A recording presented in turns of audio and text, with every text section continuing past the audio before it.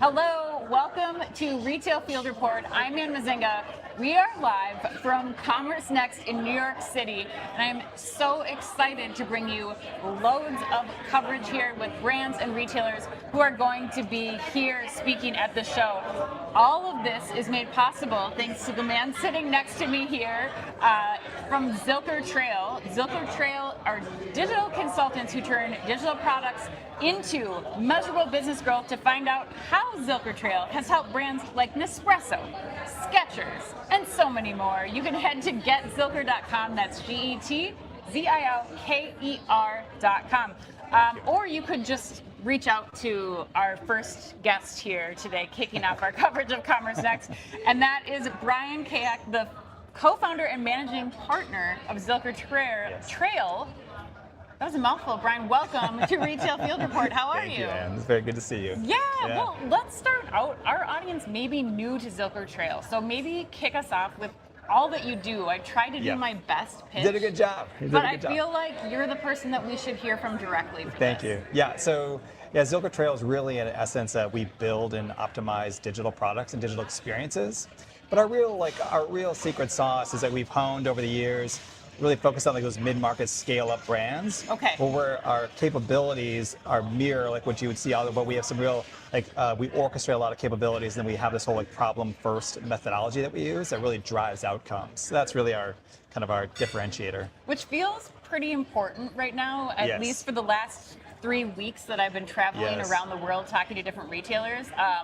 Problem-first approaches seem to be the right way. Is that consistent with what you've seen with some of the people that you've been working with? Yes, and we've really honed it over, really 20 years in digital, because it helps you not only win a lot higher than the typical win rate, but it also helps you win more consistently over time. So the compounding effect of that winning is very real and really stacks up over time. So that's what we've really kind of operationalized. Well, let's get into some specific detail here, Brian. Yeah. I mean, let's talk about why e-commerce brands, why is it so important for them to get help from you in order to continue to be able to, be agile, I guess, in the changing commerce landscape right now? Yeah, exactly. You hit on those, especially in this moment. Here we are in the midsummer, and we're approaching kind of Q3, and it's always high pressure to grow, to deliver outcomes heading into Q4. And so, at the end of the day, they have to be super efficient. There's only so many swings that they can actually take. So how do you know which problems to solve, which problems should you solve? So that's what we really kind of operationalize then, is how do you focus on outcomes? And especially in this era of AI, where, at this conference, there's 1,000 different AI solutions, and which ones do you think about? And so it's just a really hard, complex, moving landscape. So this approach really helps them think about how do I drive value and kind of reverse engineer my actions from there. Okay, so what is the thing that these, I met you through a friend who works at a very rapidly scaling specialty apparel retailer, and I know what she came to you about, but what are some of the other brands coming to you? What's the problem that they're trying to solve? Would you say, is it AI, learning how to figure out how to use that in the right use cases? Is it, optimizing checkout? What are the things that they're trying to figure out right now that seem most pressing? Well, your friend really has very similar needs to the other ones. Is ultimately the goal that they're accountable for as senior executives is they have to deliver growth to the board. Okay. But the problem is, it'd be nice if there was one or two simple little things, but there's always a myriad, and there's always so there's not a silver bullet answer, but there's not just one or two little things they have to do. Okay. So there's tech debt, there's a lot of organizational ways of working that have got very inefficient over time. There's a lot of data mess that they have to clean up. And so there's a lot of different things that collectively make it really hard for them to deploy the right solutions and deploy them fast enough. Right. And so then we kind of meet them where they are, help triage and surface the ones that are most worth solving, and then act against those. So it's always there's a finite set, but it's always different weightings for every client, but it is kind of a similar universe. So am I right in saying that you would that maybe they're coming at it with a mountain of problems or a mountain of things that, or maybe the reverse, like they have one thing that they think they're trying to solve, like we want to get to TikTok Yeah. Shop and we can't do it. Yes. And are you coming in then and you're having to do that triage, that assessment of tech debt? Like, give me an example of what that looks like when you're coming on board. Yeah. So there's always this goal of like they have to drive outcomes fast. And then when you get into the problem sets, usually they'll state, oh, we think this is the core problem. Yeah. But then when you get in and triage it, there's usually a lot of similar related. So for example, one of our clients, if they had to grow significantly year over year, they had to deliver $100 million of incremental growth, which is a very significant number for them. And the stated problem was that we thought that the UX, there was gaps in the UX that was limiting. But really, when you got under the hood, yes, there was gaps in the UX that were limiting, but there was organizational processes that caused those gaps. There was technologies under the hood that were not properly implemented or helping, like, in causing those gaps to be worse. Okay. And so we had to like triage all of that, stack it, create the roadmap based on the problems, and then start executing. The other thing they struggle with is, it's a very common struggle on e-commerce brands, is strategy and delivery gets meshed together, and therefore strategy becomes kind of diluted and delivery is slow. And both of those are killers.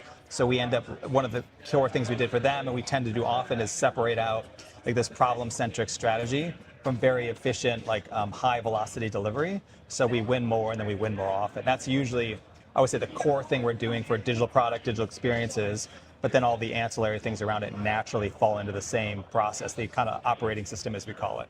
So you're talking about winning. I'm curious how winning is measured now in some of these brands that you've been working with. Yeah. Like, how are brands thinking about success metrics, Yeah. and how should they be thinking about success metrics for today's commerce landscape? That's a $100 question. That's a great question. So it's always tricky. So I would say like the number one thing they usually come to us with is like what I'll call like a lagging indicator, a financial metric. We have to deliver revenue growth, or we have to deliver EBITDA growth. But the problem is like that by itself is kind of very myopic. It's hard to action specifically against that.